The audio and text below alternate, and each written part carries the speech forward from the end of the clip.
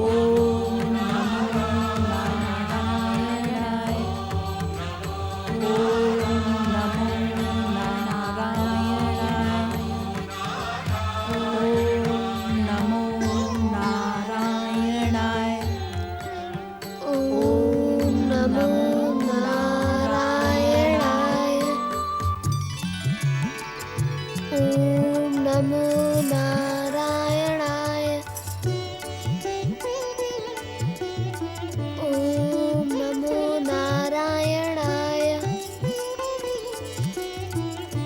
बैठो। माता, हम सदा अपने आराध्य भगवान विष्णु का गुणगान करते हैं, किंतु वे हमसे प्रसन्न क्यों नहीं होते? पुत्र ध्रुव, भगवान विष्णु की प्रसन्नता का प्रमाण इससे अधिक क्या हो सकता है कि तुम मुझे पुत्र रूप में प्राप्त हुए। माता, मैं भगवान के साक्षात दर्शनों की बात कर रहा हूँ। वे हमारे समीप प्रकट होकर हम पर कृपा क्यों नहीं करते? उनके परम पावन दर्शनों की मेरी अभिलाषा कब तक अपूर्ण रहेगी? पुत्र ध्रुव, तुम्हारे जन्म लेते ही भगवान विष्णु ने साक्षात प्रकट होकर हमें अपने दिव्य दर्शनों से धन्य किया था। तुम उस समय अबोध थे, इसी कारण तुम्हें उस घटना का स्मरण नहीं है। जब जन्म के समय दर्शन दिए थे, तो अब वे दर्शन क्यों नहीं देते? मैं उनके दर्शनों के लिए तड़प रहा हूँ माता। अब तो मैं सब कुछ समझने लगा हूँ माता। भगवान तो सदा भक्तों के समीप ही रहते हैं। जब भक्तों पे कोई संकट आता है तो वे प्रकट हो जाते हैं। नहीं माई, मुझे ऐसा प्रतीत होता है कि भगवान विष्णु मुझसे रुष्ट हैं। मैं जब भी इस मूर्ति को देखने का प्रयास करता हूँ, मुझे वो दिखाई नहीं देते। वे मुझसे रुष्ट हैं। नहीं ध्रुव, भगवान अपने भक्तों से कभी भी रुष्ट नहीं होते। वे तो दया के सागर हैं, कृपा के स्वरूप हैं। उनकी अनंत कृपा के कारण ही मैंने अपार दुख सहकर भी दुखों का तनिक भी अनुभव नहीं किया। मेरी बात पर विश्वास करो माता। भक्तवत्सल भगवान विष्णु हम पर प्रसन्न नहीं है। ये तो कैसे कह रहा है पुत्र? मैं कैसे तेरी बात पर विश्वास करूं? माता, एक दिन मैं तुम्हें बिना बताए वन निकल गया था। तब मुझे पता चला कि हमारे आराध्य भगवान विष्णु हम पर प्रसन्न नहीं है। तू वन गया था? किंतु मैं तो तुझे सदा अपने साथ रखती हूँ। तू वन जाता तो क्या मुझे पता न चलता? पुत्र, एक भक्त को सदा सत्य का पालन करना ही उचित है। मैं सत्य कह रहा हूँ माई। 2 दिन पूर्व जब तुम और माता दोनों गहरी नींद में थे, तो मैं वन की ओर निकल गया था। ज्ञात है क्यों? क्यों? मुझे ऐसा लगा कि कोई मुझे मेरा नाम लेकर पुकार रहा है। अपने आकर्षण से मुझे अपने ओर खींच रहा है। मुझे ऐसा लगा कि कोई मुझे मेरा नाम लेकर पुकार रहा है। अपने आकर्षण से मुझे अपने ओर खींच रहा है।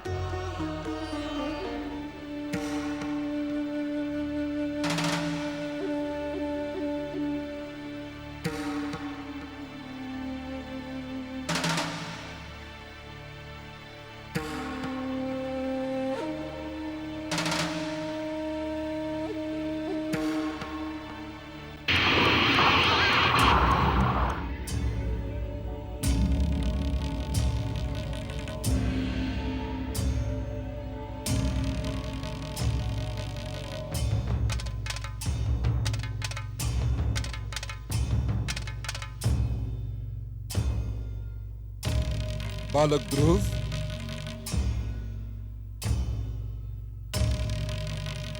मेरे समीप आओ।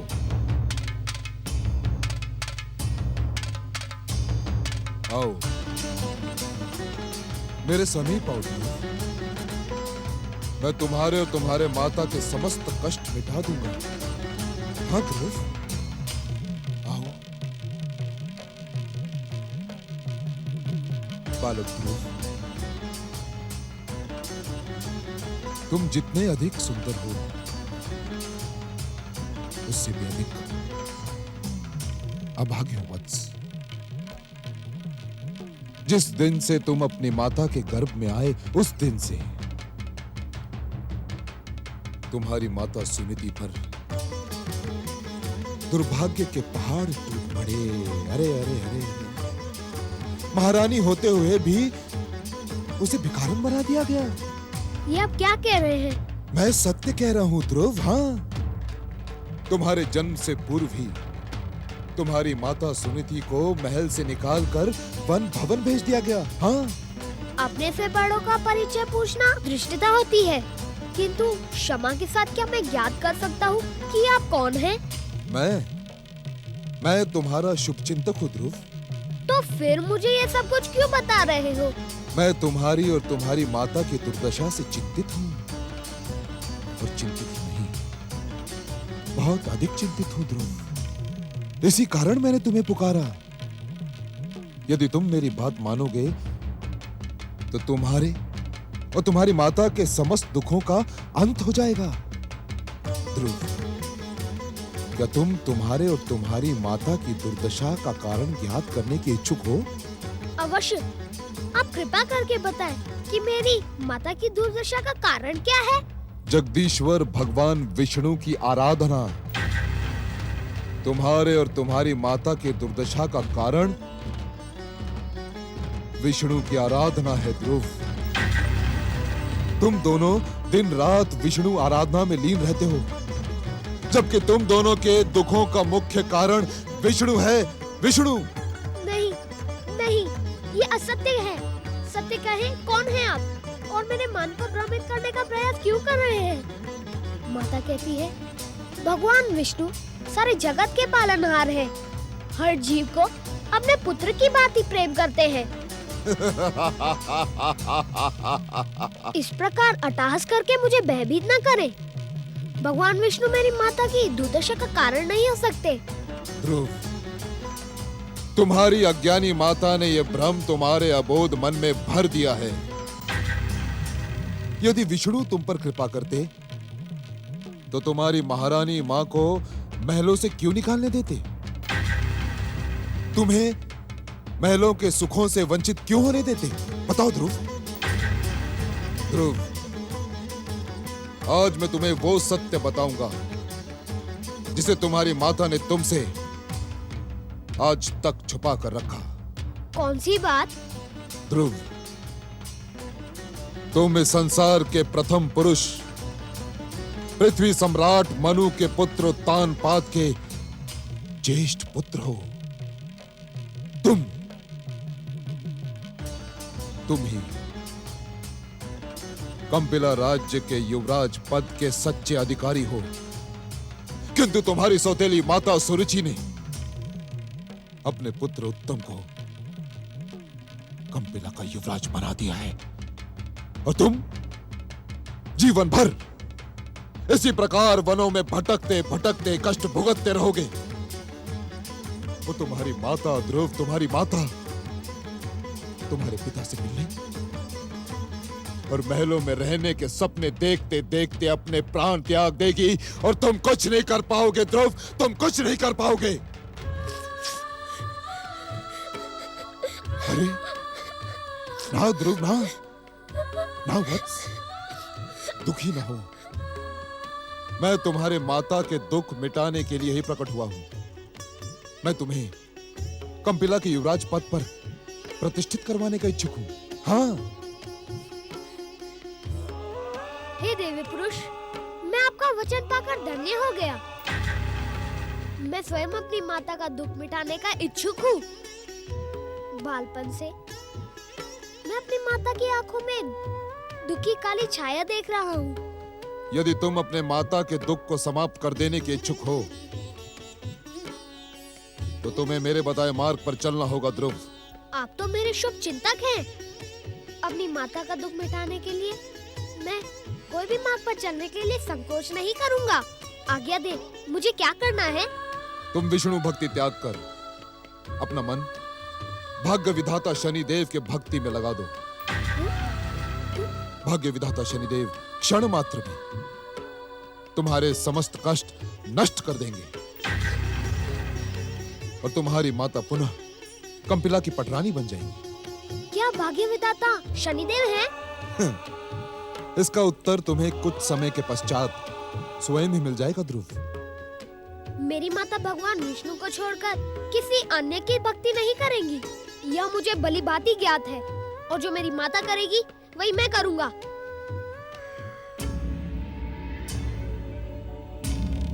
मूर्ख ध्रुव, ठहर जाओ। मेरी माता को भगवान विष्णु की भक्ति पर अटल विश्वास है। आप कुछ भी कह ले, किंतु उनकी भक्ति को त्यागना माता के लिए असंभव है।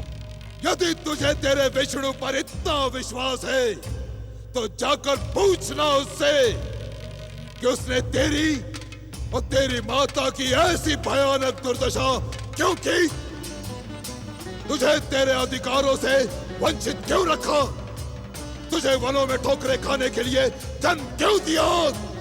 जाकर पूछना उससे।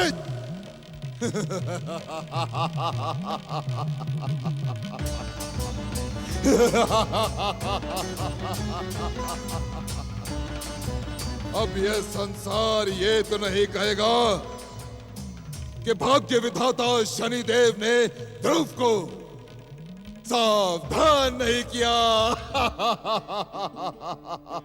शनिदेव हमारा कभी पीछा नहीं छोड़ेंगे बिटिया रानी। शनिदेव का प्रतिशोध और शत्रुता कभी समाप्त नहीं होती।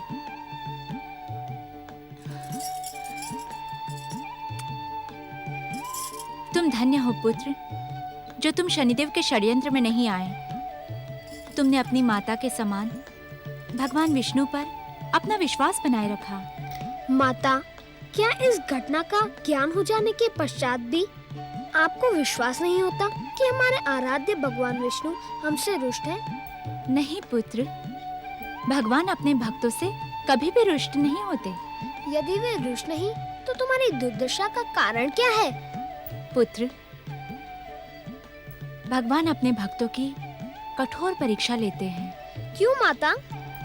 उनकी कठोर परीक्षा का कारण है कि वे किसी को अपनी भक्ति की अमूल्य निधि प्रदान करने से पहले ये अवश्य ज्ञात कर लेते हैं कि उनका भक्त अपनी स्वार्थ सिद्धि के लिए तो भक्ति नहीं कर रहा।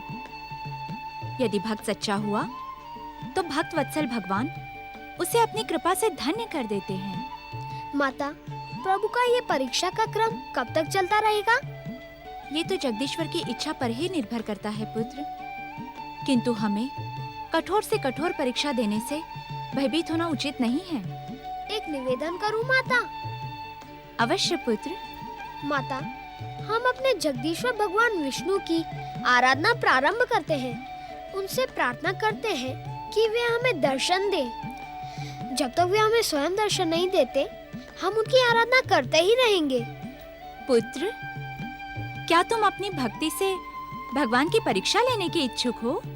नहीं माता, भगवान की परीक्षा के विषय में मैं सोच भी नहीं सकता, किंतु हाँ, उनके दर्शनों की अभिलाषा अवश्य मेरे मन में है। जब वे मुझे दर्शन देंगे, मैं उनसे पूछूंगा कि हम उनके भक्त होते हुए भी हम इतने दुखी क्यों हैं? ध्रुव, एक भक्त के मन में दुख की नहीं, हर्ष और आनंद की निर्मल गंगा सदा बहती रहना आवश्यक है। कैसे माता? जब तक तुम पुनः कंपिला की पटरानी नहीं बन जाती, मैं कंपिला का युवराज नहीं बन जाता, तब तक हर्ष और आनंद की निर्मल गंगा कैसे बह सकती है?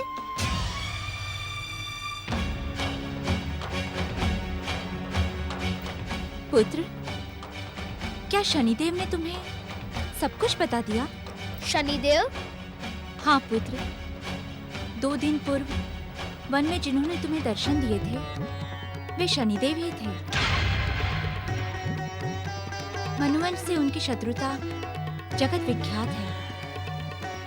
तुम्हें ये सब बताकर शनिदेव ने उचित नहीं किया। माता, यदि वे शनिदेव थे तो उन्होंने मुझे सब कुछ सत्य बताकर मुझ पर उपकार किया है। किस प्रकार? माता, अब हम अपने अधिकार पाने के लिए जगदीश्वर भगवान विष्णु को विवश कर देंगे? नहीं पुत्र, नहीं, ऐसे वचन ना बोल पुत्र।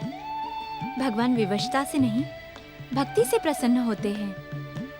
यदि तुम्हें उनके दर्शनों की इतनी अधिक कामना है तो उनकी भक्ति कर, अपनी भक्ति से उन्हें प्रसन्न कर। वे अवश्य तेरी कामना पूर्ण करेंगे। माता, मैं मनुवंशी ध्रुव ये वचन लेता हूँ कि अपनी अटल भक्ति से अब जगदीश्वर भगवान विष्णु को प्रसन्न करूँगा, उनके परम पावन दर्शनों का सौभाग्य प्राप्त करूँगा। हमें ज्ञात है महादेवी लक्ष्मी कि तुम इस समय भक्त शिरोमणि नारद के विषय में सोच रही हो, किंतु हम इस समय शंकाग्रस्त बालक ध्रुव के विषय में सोच रहे हैं। सुनीति के पुत्र के विषय में? हाँ महादेवी, विध्वंसक शक्तियों के अधिष्ठाता शनि देव ने बालक ध्रुव को भ्रमित करने का भरसक प्रयत्न किया, किंतु ध्रुव की भक्त आत्मा भ्रमित नहीं हुई। परंतु क्या प्रभु? महादेवी, इस समय मेरी गंभीर सोच का कारण यह है कि भक्त ध्रुव को महानता और पूजनीय पद तो कठोर परीक्षाओं से ही प्राप्त होगा। स्वामी, बालक ध्रुव के मन में आपके परम पावन दर्शनों की प्रबल इच्छा उत्पन्न हुई है। क्या आप उस बालक की यह इच्छा पूर्ण नहीं करेंगे? महादेवी, बालक ध्रुव के भीतर स्थिर हमारी अमिट भक्ति तभी जागृत होगी जब उसमें हमारे दर्शनों की अभिलाषा अधीरता की चरम सीमा तक पहुंचेगी। स्वामी, आप करुणा निधान हैं, दया के सागर हैं, कृपा की मूर्ति हैं। फिर एक भक्त के लिए ऐसा कठोर निर्णय क्यों? महादेवी, आप सागर पुत्री हैं ना? तनिक मेरे एक प्रश्न का उत्तर दें। पूछे स्वामी। क्या कोई व्यक्ति अनंत सागर को बिना अदम्य उत्साह और साहस के पार कर सकता है? नहीं स्वामी। तो ध्रुव भी कैसे कर सकता है? ध्रुव को भी निरंतर हमारी भक्ति में लगे रहकर अनेक बाधाओं का सामना करना है। महादेवी लक्ष्मी, जिस भक्त को आकाश की अनंत ऊंचाइयों का स्पर्श करना हो, भक्ति की पराकाष्ठा तक पहुंचना हो, उसके लिए कठोर साधना और अटल तपस्या अनिवार्य है। प्रभु, तनिक बालक ध्रुव की आयु तो देखें। ध्रुव का मन कोमल है, आयु अबोध है। आप उस पर दया करें प्रभु। अबोध आयु के कारण कहीं उसके मन से आपकी श्रद्धा और आस्था डिग न जाए। तुम्हारी चिंता व्यर्थ है महादेवी। ध्रुव का अस्तित्व ही श्रद्धा, आस्था और भक्ति के तत्वों से निर्मित हुआ है। यदि ऐसा न होता तो हम स्वयं उसके जन्म पर प्रकट होकर उसका नाम ध्रुव ना रखते। त्रिलोकीनाथ, मेरे मन को एक प्रश्न व्यथित कर रहा है। महादेवी लक्ष्मी, आपके स्वामी त्रिलोकीनाथ ने अभी तक अपने इस इच्छा संसार में ऐसा कोई तत्व निर्मित ही नहीं किया है जो आपको व्यथित करने का दुस्साहस करे। महादेवी, बालक ध्रुव के जीवन में आज जो शत्रु दिखाई पड़ रहे हैं, उन पर तो वो सरलता से विजय प्राप्त कर लेगा, किंतु अज्ञात शत्रुओं पर विजय प्राप्त करना किसी भी जीवात्मा के लिए असंभव नहीं तो कठिन अवश्य है।